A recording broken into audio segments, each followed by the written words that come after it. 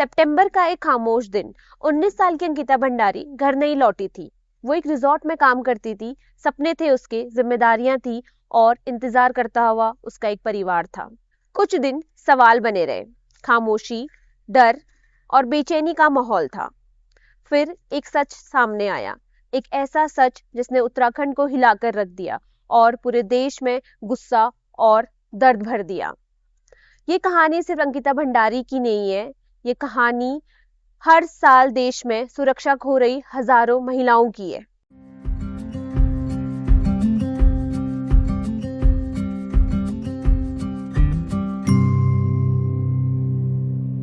नमस्ते, आपका स्वागत है हमारे चैनल पीपल ऑफ पिथौरागढ़ में। मैं हूं वर्षा, आपकी आज की होस्ट।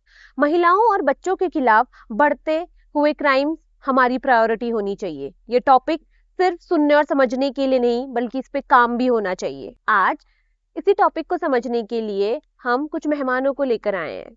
2023 में इंडिया में 1,77,335 केसेस क्राइम अगेंस्ट चिल्ड्रन के रजिस्टर हुए। इसका मतलब है हर दिन 486 केसेस। इनमें से करीब 45% केसेस किडनैपिंग और अबडक्शन के थे और 38% केसेस पॉक्सो के अंडर आए, जिनमें बच्चों के साथ हो रहे गंभीर सेक्सुअल क्राइम्स शामिल हैं। ये सिर्फ नंबर नहीं, हजारों बच्चों की सच्चाई है। ऐसे ही कठिन और सेंसिटिव रियलिटी के बीच कुछ लोग हैं जो ना सिर्फ बात करते हैं बल्कि ग्राउंड लेवल पर बच्चों के लिए काम करते हैं। आज हम बात कर रहे हैं मिसेस लक्ष्मी भट्ट से, जिन्होंने अपनी पूरी जिंदगी बच्चों के वेलफेयर, उनकी सुरक्षा और उनके हक के लिए समर्पित कर दी। आप सभी को मेरा नमस्कार। मेरा नाम लक्ष्मी भट्ट है। मैं वर्तमान में किशोर न्याय बोर्ड पिथौरागढ़ की मेंबर हूँ और इससे पहले मैं जिला बाल कल्याण समिति की अध्यक्ष थी और जिला पंचायत की सदस्य रही हूँ और बाकी भी अन्य कई पदों पर मैंने काम किया है। और सन 1994 से लेके अभी तक मैं एक एनजीओ के माध्यम से समाज में लगातार बच्चों के लिए और महिलाओं के लिए अपने स्तर से जितना भी हो सकता है वो कार्य कर रही हूँ। चाइल्ड वेलफेयर कमेटी की अध्यक्ष मैं 2022 में बनी। जनवरी 2022 से लेके अभी 25 तक मैं उस पद पे थी। इस पद पे रहते हुए हमने बहुत सारे बच्चों का रिहेबिलिटेशन किया। ऐसी लड़कियां जो पॉक्सो पीड़िता थी या अनाथ बच्चियां थी, उनको एक शेल्टर यहाँ पे जो कार्ड संस्था करके उनका एक संस्था चलती थी, उसको हमने जे एक्ट में रजिस्टर करवाया ताकि वहाँ बच्चियाँ अच्छे से रह सकें और पढ़ सकें। वो कार्य लगातार 3 साल तक हमारा चला। उसमें लगभग 4-5 पॉक्सो पीड़िताएँ बच्चियाँ थी और अनाथ बच्चियाँ थी।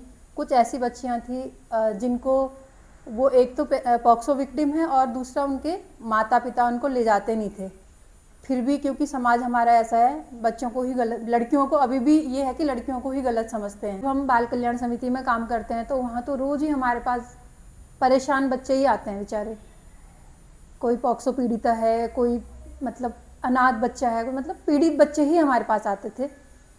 तो केस तो ऐसे हमने बहुत सारे, लगभग हमारे 3 साल का जो मेरा टेन्योर रहा, 3.5 साल का, उसमें लगभग 700 के आसपास केस मेरे पास आए। इन केसों को करते करते मैं आपको उदाहरण दूंगी 2 ऐसी बालिकाओं की। एक तो ऐसी बच्ची थी जिसके फादर बहुत ज़्यादा ड्रिंक करते थे, मदर की डेथ हो गई थी। तो बच्ची इतनी ज़्यादा पीड़ित थी, बहुत ज़्यादा। तो वो किसी के माध्यम से हमारे पास फ़ोन आया, हम उन लोगों का नाम भी डिस्क्लोज़ नहीं करेंगे। वो बच्ची जैसे तैसे सिस्टम के अंदर आई तो फिर कैसे भी उसकी एफआईआर ही दर्ज ना हो, क्योंकि उसके फादर बिल्कुल राज़ी नहीं थे। उल्टा वो हमारे लिए लड़ते थे कि मैं तुम्हारे खिलाफ़ केस कर दूंगा, तुमने मेरी बच्ची को ये कर दिया, वो कर दिया, वो कर दिया। वो बच्ची इतना परेशान थी, वो बेचारी घर जाना ही नहीं चाहती थी। वो बोलती थी कहीं मैं तेरे को कहीं भेज दो, लेकिन मैं अपने घर नहीं जाऊँ। तो फिर मैंने अपने पर्सनल लेवल पे तो मैं नहीं कहूँगी, एज ए मतलब अध्यक्ष जिला बाल कल्याण समिति, मैंने वो केस खुद वादी बन के दर्ज कराया। उस बालिका की ओर से मैंने अपना खुद को रख के पुलिस में वो केस दर्ज कराया और वो केस हुआ। इनको सज़ा मिलनी थी, सज़ा भी मिल गई है। बच्ची आज पढ़ रही है, 9 में पढ़ रही है, बहुत अच्छा पढ़ रही है, सब कुछ ठीक है। एक तो ये उदाहरण है। और एक सबसे ज़्यादा जब मेरा दिमाग हिला ना, जिसको कहना चाहिए कि जब 12 वर्ष की बालिका मतलब साढ़े 7 महीने की प्रेग्नेंट होके मेरे सामने प्रस्तुत हुई। तब मेरे को हिला दिया था कि मतलब इतने छोटे बच्चों के साथ भी ऐसा हो रहा है, और जो ऐसे गलत काम करने वाले हैं वो उसके अपने आस पड़ोस के लोग हैं, अपने घर के ही लोग। तो तब ऐसा होता है, बहुत ही कॉम्प्लिकेटेड केस हमारे पास आते हैं और होते हैं समाज में।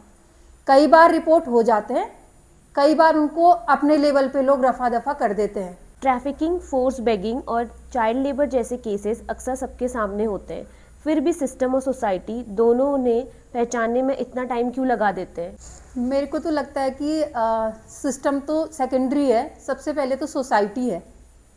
जब हम छोटे थे, मैं तब की बात आपको बताऊंगी, तो हम समाज में एक ऐसा सिस्टम बना हुआ था हमारा अपना ही, कि हमें बड़ों का भी डर था, और कोई बच्चा अगर कहीं पे गलत कर रहा होता तो बड़े डांटते थे। मतलब कोई बच्चा अगर किसी परेशानी में दिख गया, चाहे वो मेरा बच्चा नहीं है, लेकिन मेरे को भी दर्द था, मैं उसको देखती थी कि इसके साथ ऐसा क्यों हो रहा है, वहाँ पे मैं घुस जाती, कोई भी वहाँ पे बात कर लेता था कि बच्चे के साथ क्या कर रहे हो, क्यों मार रहे हो, या क्या हो रहा है। लेकिन अभी हमारा जो समाज हो गया है, मैं कहना चाहूँगी कि अधिकतर लोग हो गए हैं सेल्फिश। मुझे लगता है कि मेरे बच्चे के साथ थोड़ी गलत हो रहा है, हर किसी को यही लगता है। तो इसके लिए मैं सबसे पहले तो सोसाइटी को ही कहना चाहूँगी कि हमारे समाज के लोगों को संवेदनशील होना चाहिए। और कहीं पर भी बच्चा अगर किसी मुसीबत में दिखता है, चाहे वो किसी गलत काम में दिखता है, तब भी उसे आप वहाँ से निकालने की कोशिश करनी चाहिए, चाहे वो किसी का बच्चा है, और या फिर किसी गलत काम में लिप्त है या मुसीबत में है। दोनों ही चीज़ में हमें बच्चों को निकालना पड़ेगा, वहाँ से कोशिश एटलीस्ट करनी पड़ेगी। हम सिस्टम को बताएं तो सही। अगर मेरे को दिख रहा है कोई बच्चा कहीं पे काम कर रहा है, बहुत छोटा बच्चा है, कहीं पे काम कर रहा है, मैं इग्नोर मार के चले गई, दूसरे ने देखा उसने भी इग्नोर मार दिया, तो बच्चा सिस्टम तक पहुंचेगा कैसे?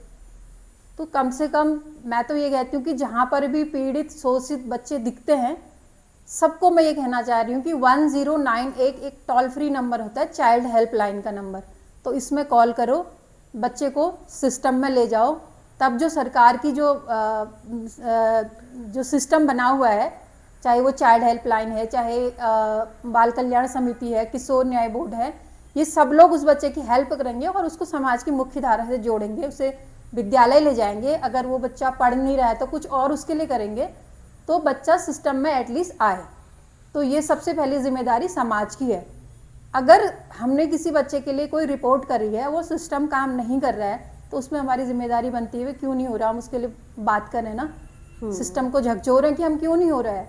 तो मुझे तो सबसे ज़्यादा लगता है कि सबसे ज़्यादा समाज को जागरूक और संवेदनशील होने की ज़रूरत है, क्योंकि समाज का हर बच्चा बच्चा है। ये नहीं कि मेरा अपना बच्चा है तो तभी बच्चा है। जब तक हम दूसरे बच्चे में अपने बच्चे का चेहरा नहीं देखेंगे ना, तब तक ये चीज़ें नहीं सुधरेंगी। हम सिस्टम पे ही डिपेंड नहीं हो सकते। सिस्टम अपनी जगह है, लेकिन जो हमारी सोसाइटी का सिस्टम था, मुझे लगता है आज वो काफ़ी हद तक बिगड़ चुका है। 2023 में क्राइम अगेंस्ट वुमेन के केसेस में चार्जशीटिंग रेट 77.6% था। इसका मतलब है कि ज्यादातर रजिस्टर केसेस में पुलिस ने इन्वेस्टिगेशन करके चार्ज फाइल की।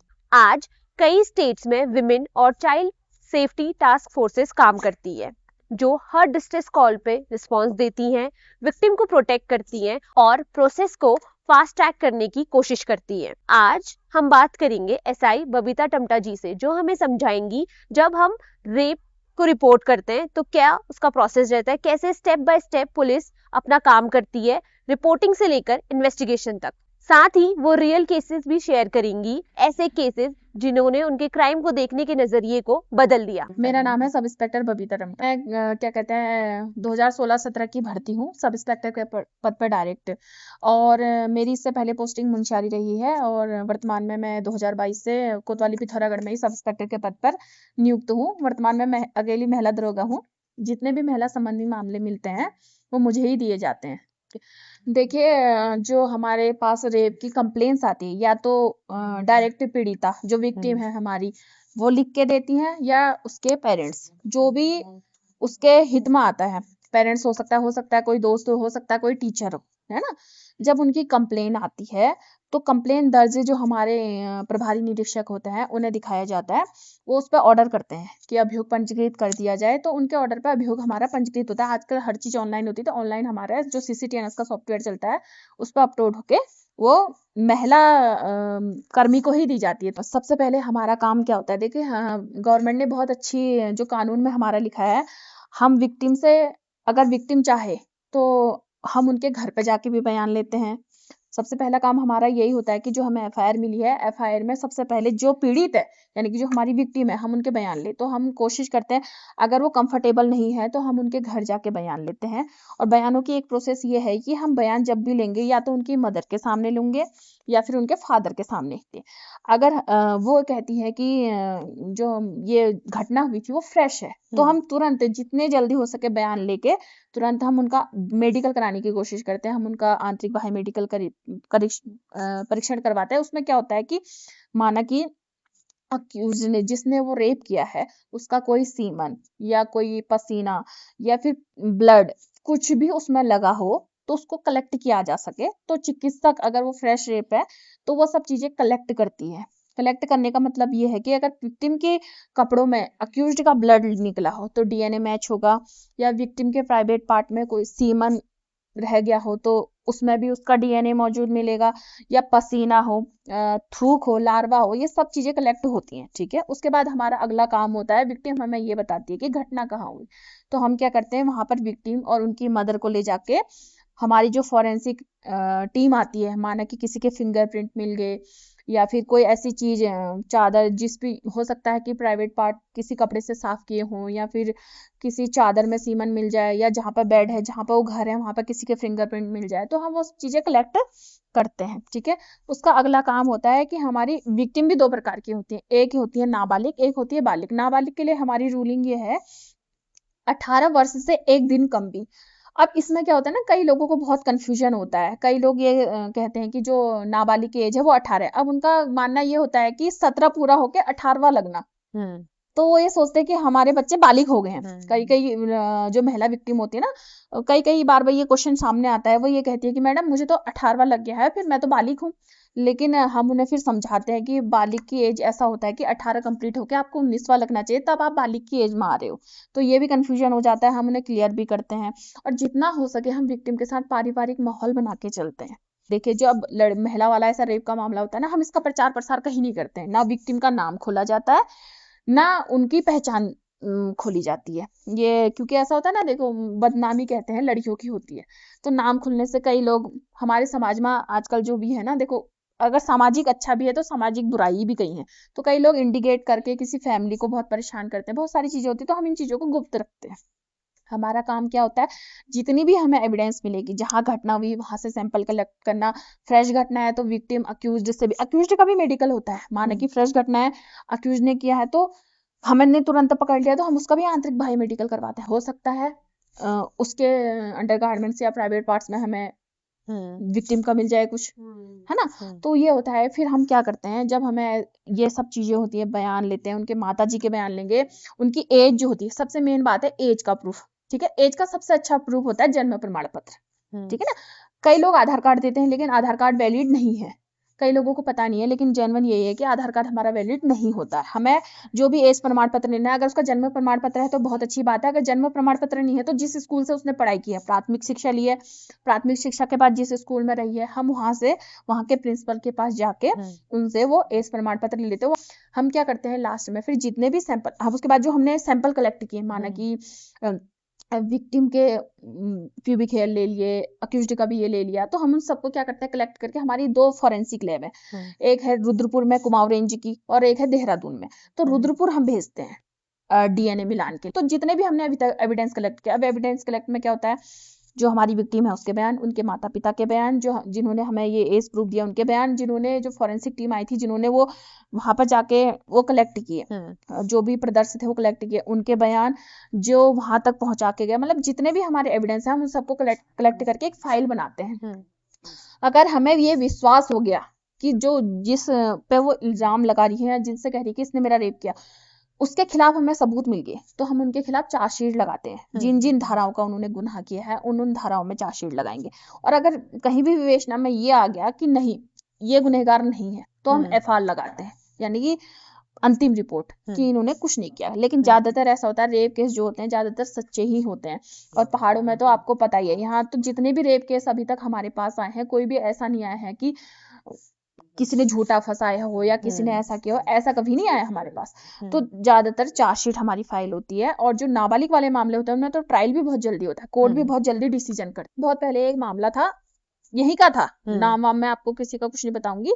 मम्मी घर छोड़ के चली गई थी, उसका भाई बाहर काम करता था, घर में बूढ़ी दादी और दादा थे, वो उनके साथ अकेले रहती थी, पापा कहीं और जॉब करते थे।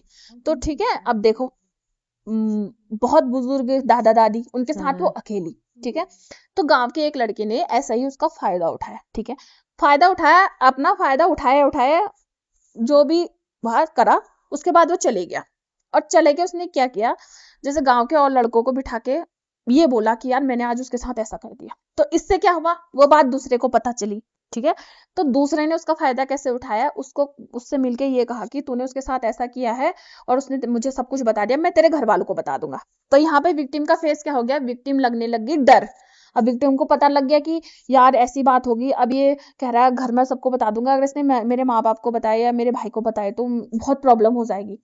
तो उसने उसका दबाव सहा ना। अगर वो उसी समय खुल के बोल देती कि नहीं तुझे जो करना है कर, मैं वो कर लूंगी, लेकिन वो डर गई। तो उसने क्या किया, दूसरे वाले ने ये कहा कि तुझे मेरे साथ भी ऐसा ही करना पड़ेगा, तब जाके मैं चुप रहूंगा। तो उसने क्या किया, उसने भी उसका फायदा उठा लिया, हो गया ना। उसके बाद क्या हुआ, फिर उसने उसका फायदा उठाया, तो फिर उसने जाके ये बात अगले को करी, अगले वाले ने एक गलती करी, अगले वाले ने वीडियो बनाई। अब वीडियो बनाई तो उसने 4 दोस्तों को वीडियो दिखाई, शेयर करी। वो शेयर करते करते जो विक्टिम थी उसके घर वालों तक पहुंच गई, हो गई। अब जब घर वालों तक पहुंच गई तो घर वालों को तो पता चल गया कि भाई ये हमारी बिटिया है। तो भी घर वालों ने जैसा भी विक्टिम को समझा के बुझा के डांट टपट के जैसे भी पूछा, उसने सारी बातें बक दी। फिर जाके थाने में मुकदमा। अब हमने जितनों को भी पकड़ा, हमने उसमें 6 लोगों को पकड़ा था, ठीक है। हमने जितनों को भी पकड़ा सबके फोन में कुछ नहीं था, तो हम 2 ने तो बनाई नहीं थी, एक वैसा ही परेशान कर रहा था, 3 लोग ऐसे थे जिन्होंने शेयर करी थी, आपस में बांटी थी। तो हम उनने तीनों के फोन को हमने एफएसएल भेजा था, तीनों के फोन में वो वीडियो रिकवर हुई थी। इंडिया में क्राइम अगेंस्ट विमेन और चिल्ड्रन के काफी डिटेल लॉज हैं, फिर भी कन्विक्शन रेट ग्राउंड पर काफी कम रहता है। एनसीआरबी के मुताबिक रेप केसेस में लगभग कन्विक्शन रेट 27 to 28% है, जबकि 60% केसेस एक्विटल पर खत्म हो जाते हैं।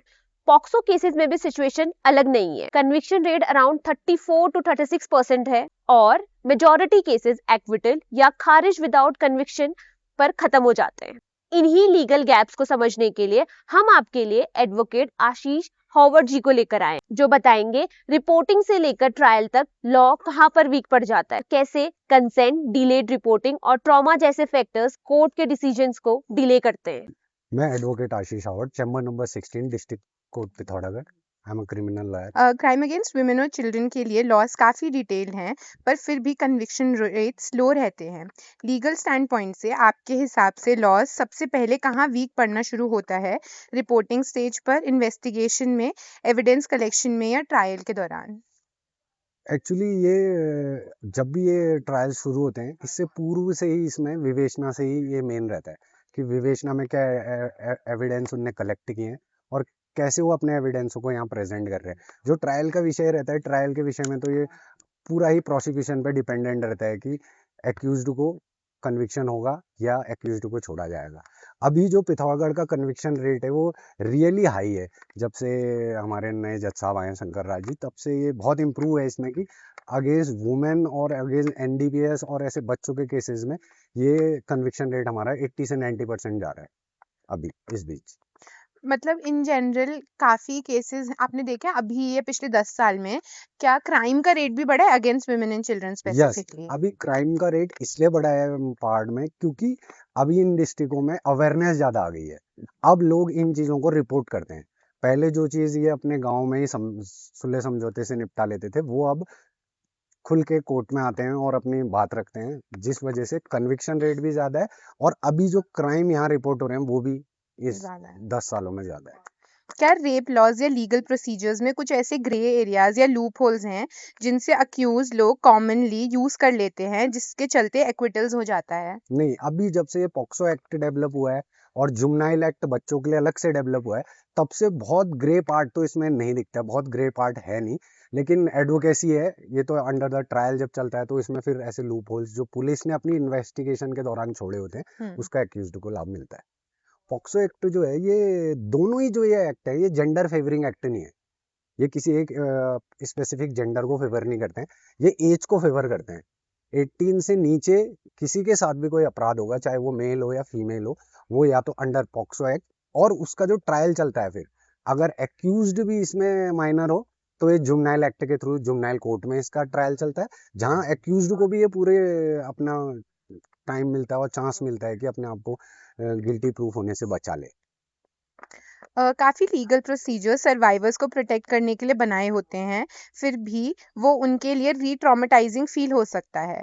कोर्ट रूम या लीगल प्रोसेस के कौन से पार्ट्स अनइंटेंशनली विक्टिम्स को हर्ट कर देते हैं और ये गैप्स अब तक क्यों बने हुए हैं? नहीं, अभी अभी जब फिर मैं वही बता रहा हूँ, जब से पॉक्सो और जुवेनाइल एक्ट आ चुका है और ये लागू हो चुका है, तो इसमें अब ये रिफॉर्म आ गया है कि अभी जो विक्टिम्स हैं इन्हें बहुत ही प्रायर, मैं कहूँगा प्रायोरिटी दी जाती बहुत है। ज़्यादा प्रायोरिटी दी जाती है। इसमें ये रहता है कि जब इनकी विक्टिम्स की गवाही भी होती है तो ये ऑन कैमरा होती है, इसकी प्रोसीडिंग ऑन कैमरा चलती है, और विथ इस प्रोसीडिंग के दौरान जो विक्टिम होती है वो शो नहीं होती है कोर्ट के अंदर। वो एक जगह से वीसी के थ्रू ही अपनी गवाही कराती है। उसके बगल में एक लीगल रिप्रेजेंटेटिव डालसा से जो मिला होता है, वो एक वुमेन भी उसके साथ रहती है कि अगर वो कोई आंसर समझ नहीं पा रही है, क्वेश्चन समझ नहीं पा रही है, तो उसे एक्सप्लेन करने के लिए। जो आपने कहा कि इसमें जो ट्रॉमा में रहते हैं, ये इसके लिए लीगल सेल ने, जो हमारा डालसा है, हम्म। डिस्ट्रिक्ट लीगल अथॉरिटी सेल है, इसने एक अलग से इसमें concept of alumni, concept of मुआवजे का, ये सारे कॉन्सेप्ट भी डेवलप किए हैं। अगर कोई रेप पीड़ित है तो उसके लिए एक स्पेसिफिक अमाउंट भी फिक्स्ड है कि अगर उसका हुआ है तो उसको इस चीज से निकालने के लिए उसे लीगली कैसे उसे फाइनेंशियली सपोर्ट किया जाए, ये सारी चीजें अब यहाँ डेवलप्ड है तो ये आज इंडियन लॉ 18 में। प्लस के लिए भी है ना ये वाले प्रोविजंस? बिल्कुल बिल्कुल बिल्कुल। ठीक है। रेप ट्रायल्स में कंसेंट अक्सर सेंट्रल इशू होता है। लॉज कंसेंट को कैसे डिफाइन करता है और लैक ऑफ कंसेंट को प्रूव करना कोर्ट में इतना डिफिकल्ट क्यों हो जाता है? हाँ, अब लैक ऑफ कंसेंट को प्रूव करना कोर्ट में इसलिए डिफिकल्ट हो जाता है कि जो रिलेशनशिप्स रहती हैं, ये 3 से 5 इयर्स की अगर रिलेशनशिप रहती हैं और उसके बाद कोई रेप का एफआईआर दर्ज होती है, तो इसको एज अ देखा जाता है कि कंसेंट इसमें एक मेन इशू हो जाता है। हम्म। ऐसे बहुत से एक्यूज्ड इसलिए एक्विटल हो जाते हैं कि वो कंसर्न, क्योंकि उनका जो रिलेशनशिप होता है वो 4 से 5 इयर्स से चल रहा होता है, और 4 से 5 इयर्स से उनका रिलेशन चल रहा है, और फिर किसी एक पॉइंट पे आके उनका लेकिन legally women has the right to say no, and कोई भी एफआईआर दर्ज हो सकती है किसी भी एक्यूज्ड के खिलाफ।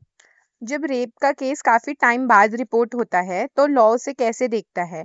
क्या डिलेड रिपोर्टिंग लीगल केस को वीक कर देता है या सिस्टम ट्रॉमा रिलेटेड साइलेंस को भी एक्नॉलेज करता है? No no, actually delay reporting एक पार्ट ऑफ क्वेश्चन हो सकता है ट्रायल कोर्ट में एक्यूज्ड के एडवोकेट की तरफ से, लेकिन ये उसको पूरी तरह इफेक्ट कर दे, ये पॉसिबल नहीं है। जो पीड़िता की खुद का मेंटल इश्यूज और जो उसकी प्रोसीडिंग है, वो इसमें बहुत ज्यादा इंपॉर्टेंट रहती है। और मैं तो ये कहूंगा कि रेप केसेस में पीड़िता का इतना कहना ही कि इसने मेरा रेप किया है, ये ये सीधे कन्विक्शन की ओर ले जाएगा। बट फिर ये भी तो अनफेयर है ना कि बस बोल देना नहीं विदाउट। नहीं, इसमें ये रहता है, अब फिर वही है, ये सब ट्रायल का विषय है। एक्यूज्ड का एडवोकेट कैसे इसको करता है और प्रोसिक्यूशन का एडवोकेट अपने एविडेंस को कैसे प्रेजेंट करता है, ये इंपॉर्टेंट रहता है इसमें। ट्रॉमा की वजह से मेमोरी और नरेशन अफेक्ट हो सकती है। ऐसे में सर्वाइवर का स्टेटमेंट में जो इनकंसिस्टेंसीज होती हैं, लॉ उन्हें डिसऑनेस्टी के रूप में देखता है या ट्रॉमा के कॉन्टेक्स्ट में उन्हें समझने की जगह देता जी, है? ट्रॉमा के रूप में उसे समझने की जगह देता है, क्योंकि ये जो जब भी ये बयान कोर्ट ट्रायल में होते हैं, 164 इसमें इंपॉर्टेंट रहता है। जो 164 के बयान रहते हैं, जो 180 बीएनएस हो गया है, 180 बीएनएस होता है मजिस्ट्रेट के सामने बयान होते हैं। हमारे एक बयान होते हैं जो हम पुलिस को देते हैं, हम्म। उसके बाद 24 आवर्स के अंदर या 48 आवर्स के अंदर मजिस्ट्रेट को विक्टिम बयान देता है, जिसको हम 180 बीएनएस में देखते हैं, और वो सबसे इंपॉर्टेंट पार्ट रहता है और वो लॉक्ड रहता है। वो उसी दिन खोला जाता है जब पीड़िता जो विक्टिम है, वो जब एक्चुअली कोर्ट में अपने बयान देने आता है, वो उसी दिन खोला जाता है, और उसी के आधार पर उसके कोर्ट के बयान कराए जाते हैं। क्राइम अगेंस्ट विमेन और चिल्ड्रन सिर्फ क्राइम नहीं है, बल्कि पेट्रियार्की और पावर स्ट्रक्चर का एक रिजल्ट भी है। हमारे रिविजिटिंग गेस्ट डॉक्टर इंद्रपंत, जो कि एलएसएम कॉलेज में सोशियोलॉजी के टीचर हैं, हमें समझाएंगे फेमिनिज्म को कैसे मिसअंडरस्टैंड किया जाता है और ये सोशल स्ट्रक्चर में वायलेंस को कैसे नॉर्मलाइज करता है। पेट्रियार्की और पावर हेराकीज जैसे social structure crime against women और चिल्ड्रन को कैसे इनेबल या नॉर्मलाइज करते हैं। जब हम इस शब्द को थोड़ा-सा ब्रेक डाउन करते हैं, पैट्री प्लस आर्की, यानी कि जो भी शासन होगा, जो रूल करेगा, वो होगा male member of the society, या फिर जो जो लीनिएज भी हमारा पास ऑन होगा वो मेल से होगा। तो ऐसे सिस्टम को हम पैट्रियार्की कहते हैं। नाउ जब पैट्रियार्की शब्द में ही हम देखते हैं कि यहाँ पर हमको प्रभुत्व दिखता है मेल मेंबर्स ऑफ सोसाइटी का, तो कहीं न कहीं दूसरा जो जेंडर है वो सेकेंडरी बन जाता है, गौण बन जाता है। तो पैट्रियार्की जो कुछ समाज में हो रहा है, उसको नॉर्मलाइज़ करती है, चाहे वो नॉर्मलाइज़ेशन ओबीडियंस के फॉर्म में हो। कि जो अच्छे बच्चे हैं, अच्छी गर्ल्स हैं या बच्चे हैं, वो इस तरीके से व्यवहार करते हैं, वो अपने माता-पिता का कहना मानते हैं, वो जो सबसे बड़ा है, सबसे बड़ा जब पैट्रियार्की की बात करेंगे, तो मेल मेंबर की हम बात कर रहे हैं, तो उसका वो कहना मानेंगे। या फिर ये तो हमारे संस्कार हैं, हमको ऐसा ही करना है, हमको बाहर नहीं बोलना है, हमको सॉफ्टली वो करना है। हमें अगर आपने कुछ किया, तो कहीं न कहीं हमारे परिवार की इज़्ज़त इसके साथ जुड़ी हुई है। तो जो ये चीज़ है कि आपका जो फैमिली की इज़्ज़त है वो वुमेन के थ्रू आप उस इज़्ज़त को वुमेन के थ्रू रिप्रेज़ेंट कर रहे हो। तो पैट्रियार्की कहीं न कहीं मेल मेंबर की सुपीरियरिटी को बताती है। साथ ही जो भी वो कर रहा है उसको जस्टिफ़ाई करने का काम करती है कि एक वुमेन की क्या ड्यूटीज़ है, चाहे वो एक वाइफ़ के रूप में हो, एक सिस्टर के रूप में हो, एज़ अ मदर हो, तो हमेशा महिला को एज़ अ केयर गिवर के रूप में हम देखते हैं। हमेशा इस तरीके से देखते हैं कि वो किसी भी परिस्थिति में वो पेशेंस नहीं खोएगी। उसका खुद का जो डिसीज़न्स हैं, वो डिसीज़न्स बाद में आएँगे, फैमिली की चीज़ें पहले आएँगी। तो फैमिली रिस्पॉन्सिबिलिटीज़ को लेके या फिर हम जहाँ पर देखते हैं कि फैमिली फर्स्ट पैट्रियार्की में वुमेन को लेके हमको देखने को मिलता है। वो कहीं न कहीं प्रॉब्लमैटिक चीज़ है, जहाँ पर कि उनकी खुद की आइडेंटिटी कहीं न कहीं गायब हो जाती है। आपके हिसाब से इतने सारे लॉज, अवेयरनेस कैंपेन्स और मीडिया अटेंशन के बावजूद ऐसे क्राइम्स क्यों कंटिन्यू करते हैं? जब हम क्राइम के कंटिन्यूएशन की अभी बात कर रहे हैं, तो एक चीज़ आप देखोगे कि कुछ सालों में जो क्राइम है, वो अब सामने आने लगे हैं। इससे पहले बहुत सारी चीज़ें क्राइम मानी ही नहीं जाती थी कि डोमेस्टिक वायलेंस होता है तो चलता है, या फिर वो रिपोर्ट बहुत कम हो रहे थे। तो एक कारण जो कि क्राइम हमको अभी दिखते हुए बहुत ज़्यादा दिख रहे हैं, वो रिपोर्टिंग भी उस लेवल पे ज़्यादा हो रही है। दूसरी कि इतने सारे कानून्स हैं, लॉज़ हैं, अवेयरनेस प्रोग्राम्स हैं, लेकिन कहीं न कहीं जो पैट्रियार्की है या फिर और सारी चीज़ें हैं, वो माइंडसेट हमको देखने को मिलता है कि अभी भी उसी माइंडसेट के साथ हमको चीज़ें देखने को मिल रही हैं।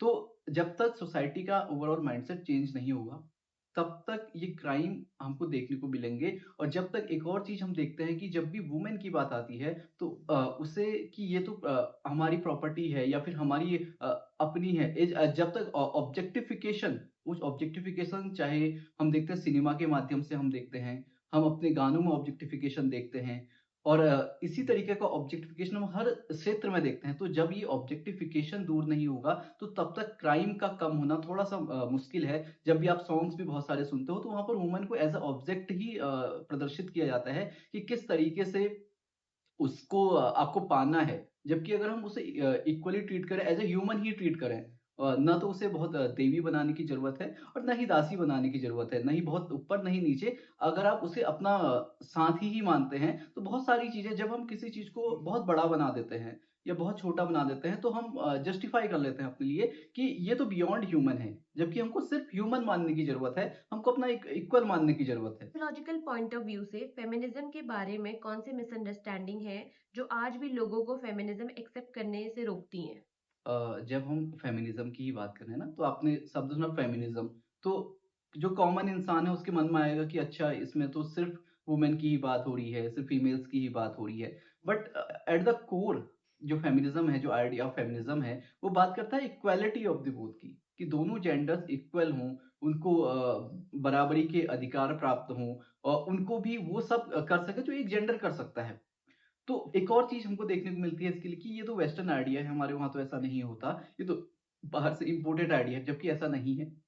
फेमिनिज्म कहीं न कहीं इक्वालिटी की बात करता है और इक्वालिटी की बात सप्रेस हो जाती है, जिस कारण लोगों में मिसअंडरस्टैंडिंग है कि सिर्फ़ महिलाओं की बात करता है, जबकि ये इक्वालिटी की बात करता है, ये दोनों जेंडर्स के बराबर होने की बात करता है कि जो राइट्स आपके पुरुष के पास है, वो महिला के पास भी हैं। अलग-अलग वेव्स में हमने फेमिनिज्म को देखा जब हम लिबरल फेमिनिज्म देखते हैं, इसके अलावा लिबरल से लेके अभी तक हम जब इंटरनेट की दुनिया में हम आ गए, तो यहाँ तक हम अलग-अलग टाइप के फेमिनिज़्म के वेव्स देखेंगे फेमिनिज़्म के वेव्स हमने देखे अलग-अलग टाइप से किस तरीके से वुमेन्स ने अपने लिए अधिकार माँगे और उसमें सिर्फ वुमेन्स ही उनके साथ नहीं थी पुरुष दोनों जेंडर उनके साथ थे। तो overall feminism is not about the female, it's about the equality.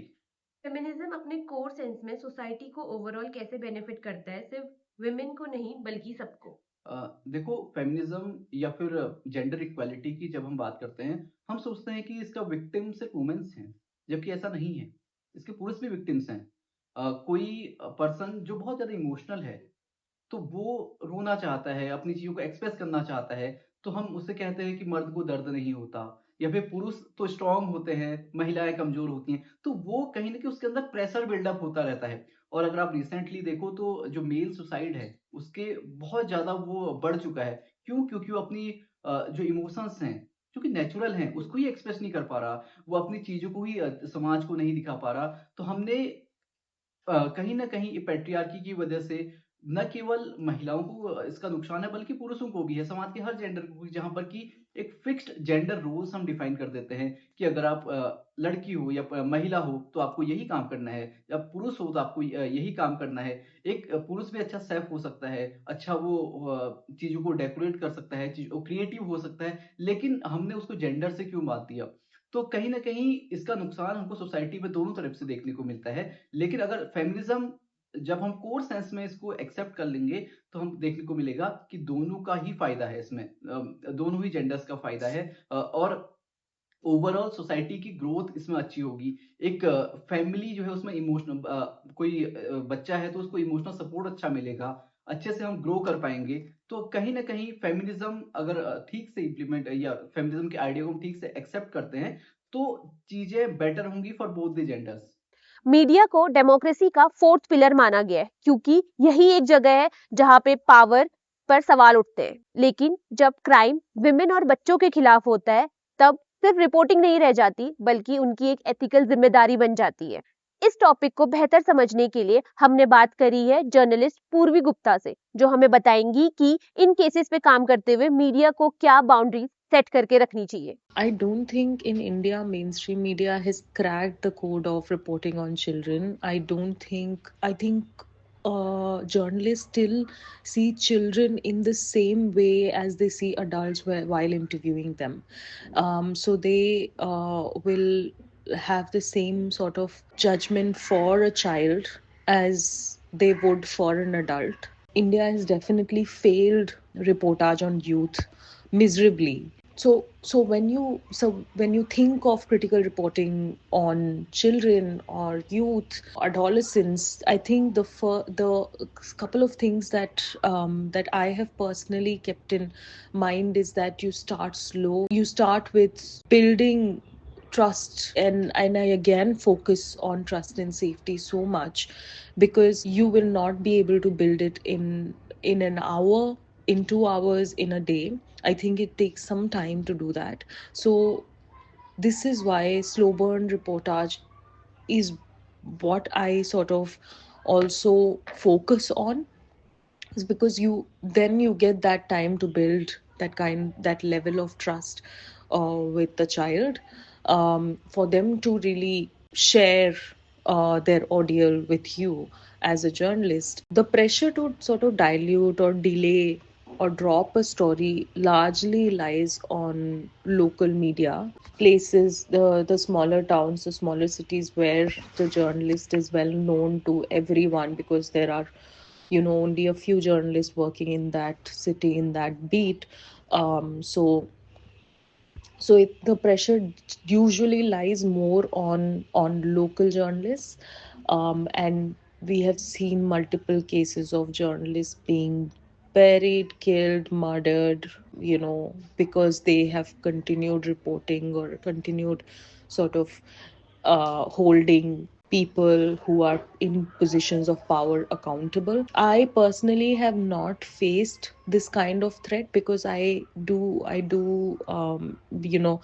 report on these cases when over a period of time. So I take my time to do a story, I take my time to do multiple interviews with survivors. So my story also in that sense is does not come around when sort of the matter is on its high in the media circles. So I have not personally faced this kind of pressure. But yeah, definitely the pressure is there on local reporters who have, over the last decade, we have seen being sort of mocked, manhandled, harassed by powerful people, as you say, and politicians.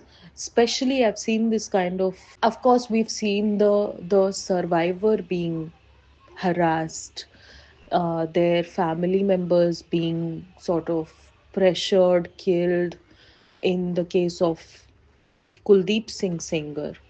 But the one case that people don't talk about as much is the case of Shahjahanpur, which was, I think it came out in 2018. The fact that there was this girl who was raped by this three-time MP Chinmay Anand. He got jailed for it, but he was still able to sort of pressure the officials, the police, and everyone else to sort of pressure the survivor and the survivor's family, and eventually that case kind of died down because so many people. I mean, yeah, but I would say that the people who are in the front line for the kind of pressure is definitely local journalists who still sort of raise their voice against injustice, and it's the survivor's family. बच्चों पे हो रहे ना सिर्फ physical crime बल्कि emotional और mental crimes कैसे उन्हें एक ट्रॉमा दे देते हैं, कैसे उनके लिए प्यार, भरोसा और सेफ्टी का मतलब बदल देते हैं। आज इन्हीं सारी चीजों को जानने के लिए हमारे बीच है डॉक्टर सुनैना गोस्वामी, जो हमें बताएंगी बच्चों पे हो रहे क्राइम और डोमेस्टिक वायलेंस एक इंसान पे क्या छाप छोड़ देता है, कैसे चाइल्ड अब्यूज और डोमेस्टिक वायलेंस एक इंसान पे जिंदगी भर का ट्रॉमा छोड़ सकता है। नमस्ते, मेरा नाम सुनैना गोस्वामी है और मैं Tagore hospital and heart care centre में एक कंसल्टेंट साइकोलॉजिस्ट हूँ। मैंने अपनी मास्टर्स क्लिनिकल साइकोलॉजी में की है और पीएचडी साइकोलॉजी में कर रही हूँ क्लिनिकल कार्डियक पेशेंट्स के साथ। मुझे साइकोलॉजी पढ़ते हुए या प्रैक्टिस करते हुए टोटल 8 साल हो चुके हैं और इन 8 सालों में मैंने ये चीज़ समझी है कि एक इंसान की जो पर्सनालिटी होती है, जिस तरीके से वो चीज़ें करता है, समझता है, देखता है, वो पूरी तरीके से उसके चाइल्डहुड एक्सपीरियंसेस पे डिपेंड होती है। आज हम इन्हीं बच्चों के बारे में बात करेंगे जिन्होंने बचपन से अब्यूज़ और वायलेंस देखा होता है और किस तरीके से उनके घर का माहौल, ये अब्यूज़, वायलेंस उनकी पर्सनालिटी का एक हिस्सा बन जाता है। जब भी कहीं अब्यूज़ होता है, वायलेंस होता है, चाहे वो डोमेस्टिक हो, चाहे वो सोशल हो, इस पूरे स्टेटमेंट में, इस पूरे सिनेरियो में हम हमेशा बात करते हैं एक विक्टिम की और एक सर्वाइवर की और एक अब्यूज़र की। लेकिन इन चीज़ों में अगर कोई हमेशा अनदेखा और पीछे छूट जाता है, वो होते हैं बच्चे। क्यों? क्योंकि हम एज अ अडल्ट ये सोचते हैं कि ये तो बच्चे हैं, ये क्या सोचेंगे, या फिर बच्चों को इन चीज़ों से फ़र्क नहीं पड़ना चाहिए, थोड़ा बहुत तो हर घर में होता है, मुश्किलें बच्चे को स्ट्रॉन्ग बनाती हैं, वगैरह वगैरह वगैरह। लेकिन बच्चे के साथ चाहे डायरेक्टली अब्यूज़ हुआ हो या ना हुआ हो, अगर बच्चे ने ये सारी चीज़ें देखी हैं, अब्यूज़ को विटनेस किया है, उसका गवाह रहा है, तो इस चीज़ से बच्चे पे फ़र्क पड़ता है। सिंपल 3 तरीके से समझाती हूँ। 3 तरीके के बच्चे होते हैं। पहला वो जिसके साथ फर्स्ट हैंड अब्यूज़ हुआ होता है, यानी कि अब्यूज़ मारपीट हो, सेक्सुअल हो, इमोशनल हो, वो डायरेक्ट बच्चे पे हुआ है। दूसरा होता है सेकंड हैंड अब्यूज़, जिसमें बच्चे को तो कुछ नहीं हुआ है, आपने बच्चे को कुछ नहीं बोला है या बच्चे पे कोई फिजिकल, सेक्सुअल, इमोशनल नहीं हुआ है, लेकिन बच्चे के सामने ये सब हुआ है। जैसे घर पे वो सारी चीज़ें, डोमेस्टिक वायलेंस हो रहा है, घर पे डर का माहौल है, धमकियां हैं, ज़ोर से चिल्लाना, गुस्सा करना, मारपीट, तब बच्चा सेकंड हैंड अब्यूज़ से जाता है। और तीसरा होता है नेग्लेक्ट, जहाँ बच्चे की जो इमोशनल नीड्स हैं उसको इग्नोर करके, उसको अनदेखा करके आगे बढ़ा जाता है या उसको अनदेखा किया जाता है, तो इसको हम नेग्लेक्ट कहते हैं। इन तीनों ही बच्चों में जो ट्रॉमा होता है, जो सदमा होता है, वो पर्सनालिटी के साथ साथ बहुत लंबे समय तक एक साये की तरह चलता है। ऐसा क्यों होता है? क्योंकि बच्चे बहुत मुलायम होते हैं, बिल्कुल एक मुलायम रुमाल की तरह, एक कागज की तरह, जिसमें हमारा कहा गया हर एक शब्द, हमारा किया गया हर एक व्यवहार, हर एक बिहेवियर बहुत लंबे समय तक अपने निशान छोड़ देता है। क्योंकि बच्चे इस टाइम पे ग्रो हो रहे होते हैं, उनका ब्रेन अभी अपने डेवलपमेंटल स्टेज में है, अपनी लर्निंग स्टेज में है। वो अपने प्राइमरी गिवर्स, अपने माँ बाप, अपने गार्डियंस, अपने स्कूल के इन्वायरमेंट, यहाँ से सीखते हैं चीज़ें। इमोशंस का जो एक्सप्रेशन होता है वो किस तरीके से किया जाए, वो यहाँ से सारी चीज़ें लर्न कर रहे होते हैं, सीख रहे होते हैं। जैसे जो फर्स्ट हैंड सर्वाइवर्स होते हैं, फर्स्ट हैंड अब्यूज़ के, ट्रॉमा के सर्वाइवर्स होते हैं, वो बड़े होकर काफ़ी ज़्यादा पीपल प्लीजिंग में चले जाते हैं। लोगों को खुश करते रहना, हर चीज़ ओवर करना, इमोशनल हो जाना, या फिर उनके अंदर हमेशा एक डर होता है, गिविंग का डर, कि मुझे प्यार तभी मिलेगा जब मैं कुछ दूंगा, मैं प्यार का हकदार सिर्फ तब हूं जब मैं उसके बदले कुछ कर रहा हूं। ठीक है, ये एंग्शियस अटैचमेंट इनकी हो जाती है। दूसरे टाइप के जो सेकंड हैंड अब्यूज़ के सर्वाइवर्स होते हैं बच्चे, ये हाइपर अलर्ट रहते हैं, हाइपर विजिलेंट, हर चीज़ में इनका ओवर इन्वॉल्वमेंट होता है, हर चीज़ में चीज़ों को लेकर हर एक को बहुत बारीकी से देखना, ट्रस्ट नहीं सेटअप कर पाते हैं, बिल्कुल अवॉइडेंट हो जाते हैं। आपने कई बार देखा होगा कि कुछ पार्टनर हैं, आप उनसे, अपने पार्टनर से आपकी आर्ग्यूमेंट हो रही है, लेकिन पार्टनर उठ के चला जा रहा है, बिल्कुल उसको वो झगड़ा ही नहीं कर रहा है, बिल्कुल बात ही नहीं कर रहा है, वो चीज़ें टॉपिक ही बदल दे रहा है, और इमोशनल डिस्टेंट हो जाते हैं। यानी कि इमोशंस उनको एक्सप्रेस ना करना आता है, ना ही उनको एक्सप्रेशंस इमोशंस के लेने आते हैं। फिर होते हैं नेग्लेक्ट के बच्चे, जिनमें आपराधिक मानसिकता आ जाती है, जिसको हम साइकोलॉजी में डेलिक्वेंट टेंडेंसीज कहते हैं। जैसे रूल्स तोड़ते रहना, बहुत गुस्सा करना, उग्र बिहेवियर अपना दिखाना, व्यवहार दिखाना, चीज़ों को तोड़ फोड़ करना, दूसरों को हार्म करके खुश करना, लोगों को बुली करना, दूसरों को नीचा दिखा के खुद ऊंचा फील करना। ठीक है, फिर से मैं कह रही हूँ कि हर बच्चा जो अग्रेशन दिखा रहा है, रूल तोड़ रहा है, ज़रूरी नहीं है कि वो आपराधिक मानसिकता का हो या वो उसमें डेलिक्वेंट टेंडेंसीज हो, और ये भी ज़रूरी नहीं है कि हर शांत बच्चा सेफ हो। हम लोगों से जो अडल्ट होते हैं घर पे या फैमिली में, वहाँ से बच्चा अपनी परसेप्शन सीखता है। परसेप्शन मतलब चीज़ों को देखने का, समझने का, स्वीकार करने का, एक्सेप्ट करने का तरीका। हमसे बच्चा सेफ्टी सीखता है, हमसे बच्चा सीखता है कि दुनिया सेफ है कि नहीं। वो हमसे नज़रिया लेता है कि दुनिया मुझे कैसे देखती है। ये कुछ उसके कोर बिलीव्स होते हैं कि दुनिया मुझे कैसे देखती है, मैं दुनिया को कैसे देखता हूँ, मैं खुद को कैसे देखता हूँ।